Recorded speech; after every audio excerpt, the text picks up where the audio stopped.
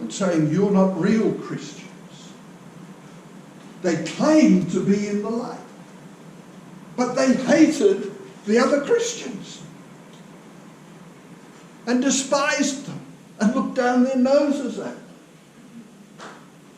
And John says, well, they might claim to be in the light, but if they're hating, they're still in the darkness, because the hatred belongs in the darkness. And the light has shone, and if you're a Christian, you've come into the light. And so he goes on and he says, anyone who loves their brother and sister lives in the light, and there's nothing in them to make them stumble. When a person has hatred in their heart, their powers of judgment are obscured, and they cannot see things clearly. They're in the dark, they can't see things clearly. And so you've probably seen it, it's not uncommon that someone might oppose a good proposal. Someone comes up with a good proposal. It even happens in churches. Someone comes up with a good proposal and then someone gets up to oppose it. Why? Because they don't like the person who made the proposal. They're not able to see clearly that this is a good proposal because their minds are darkened by hatred. Hatred darkens our minds and we don't see clearly. But anyone who loves their brother or sister, says John, lives in the light. And now they see clearly, they don't stumble.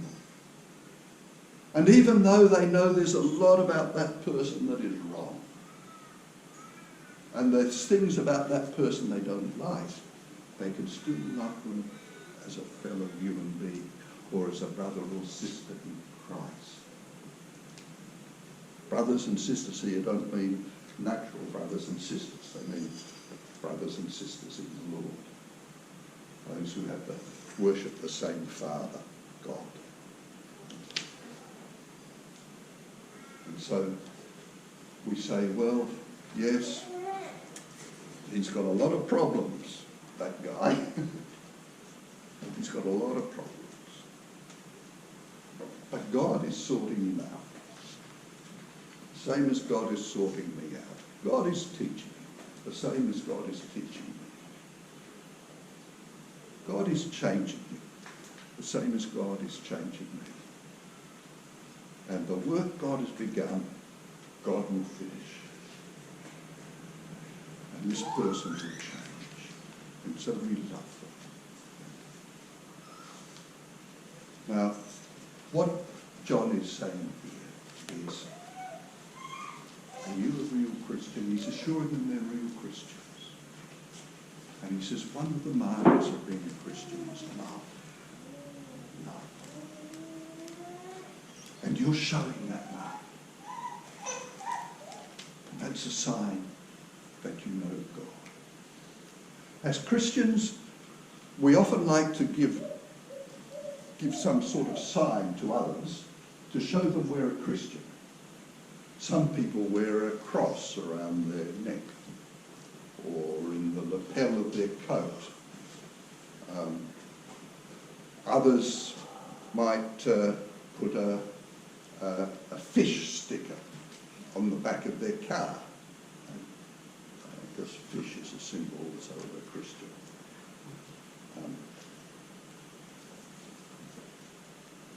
Those things are good. There's nothing wrong with them, and they can be very commendable. People often feel called to show their faith in that way. But there is a much more important and even better mark of a Christian. Vivian read for us from John 13, and she read the words, "A new command I give you, love one another as I have loved you, so you must love one another. As I have loved you, you must love one another." In other words, sacrificially. And then he goes on and he says this, "By this everyone will know that you are my disciples, if you love one another. How are people to know that we are Jesus' disciples? By seeing our love for one another. That's the sign. People look and say, wow, see how these Christians love one another. One of the great early Christian fathers was a man called Tertullian. He lived in Carthage in North Africa between 160 and 220. He was converted to Christ in middle age. He'd grown up and lived as a pagan. But when he was middle-aged, he became a Christian. And in one of his writings have come down to us to this day, one of his writings, he pictures pagans looking at Christians, and the pagans saying to one another, see how these Christians love one another, while we pagans hate one another. See how these Christians are ready to die for one another, while we pagans are ready to kill each other. In other words, he's saying this is the way people should see what Christianity is. When they look at the Christians and look how they live together and look at how they love each other. Back in 2012, Mina and I visited China. And we stayed in a village called Pengye, which is in the interior of the province of Guangxi in southern China. Quite a remote village. There was a little church there. It was a church plant. It was a group about the size of this. It was only a few months old.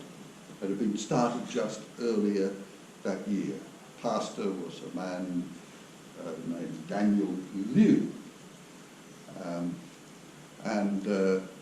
We had lunch with him after the service and with a number of his congregation. And I asked him how he became a Christian. Had he grown up in a Christian family? No, he said he'd grown up in a family that worshipped idols. I asked him how he became a Christian, and he said, well, he married a Christian girl. His wife was a Christian. At the wedding, the church organised the wedding. And they prepared everything. They prepared a big meal and did everything. At no cost to them.